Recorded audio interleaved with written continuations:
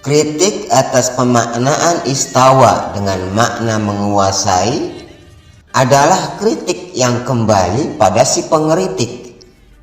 Kadang kritik seseorang pada orang lain tanpa dia sadari juga kembali menghantam dirinya sendiri. Dengan demikian, kritiknya sama sekali tidak mematahkan argumen lawan, sebab argumennya sendiri juga dipatahkan oleh bahan kritiknya sendiri. Dan ketika dia membela argumennya sendiri, maka secara tidak langsung dia juga membela argumen lawan. Saya ambil contoh kritik yang sangat terkenal dalam dunia akidah maupun tafsir, yakni kritik banyak tokoh pada pemaknaan istawa dalam ayat Tsummastawa 'alal 'arsy dengan makna menguasai. Ibnu Taimiyah, Ibnu Qayyim, Ibnu Katsir dan seluruh Taimiyun mengkritik pemaknaan ini dengan alasan bila ayat tersebut dimaknai kemudian Allah menguasai arasy, bukankah berarti terkesan bahwa Allah sebelumnya tidak menguasai arasy? Ini jelas salah, sebab Allah selalu menguasai segala sesuatu. Kemudian pihak yang mengkritik tersebut mengajukan pemaknaan alternatif yang menurutnya lebih tepat. Misalnya ala wartafa'a, tinggi dan meninggi. Yang menggunakan makna ala wartafa'a ini terpecah menjadi dua, yakni pemaknaan ala ulama salaf yang memaknainya sebagai ketinggian derajat, dan pemaknaan ala mujassim yang memaknainya sebagai ketinggian fisikal jisim Allah di atas segala jisim lainnya.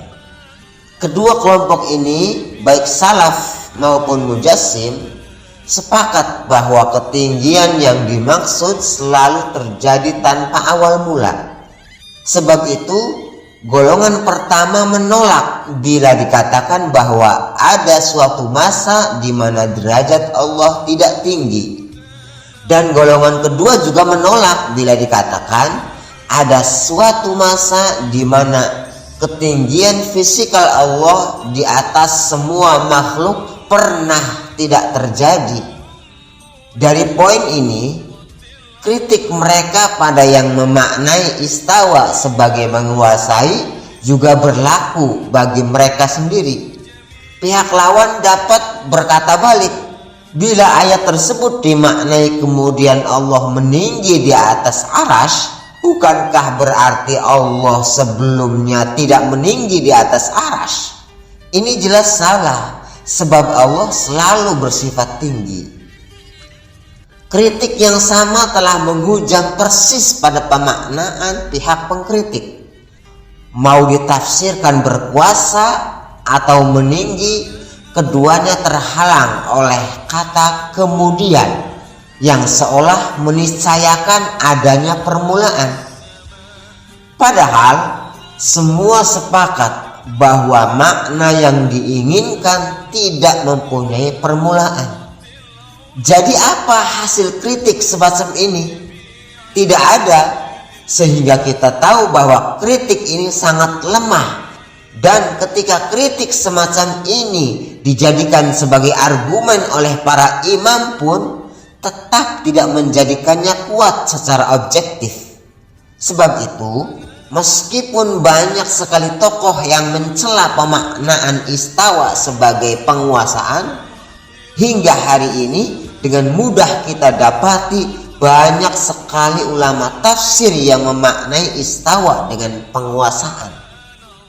Sebagai pelengkap informasi, kata kemudian dalam ayat itu oleh para ulama ahlu sunnah wal jamaah tidak difahami sebagai urutan berlakunya sifat istawa, tetapi sebagai urutan penyebutan dalam Al-Quran.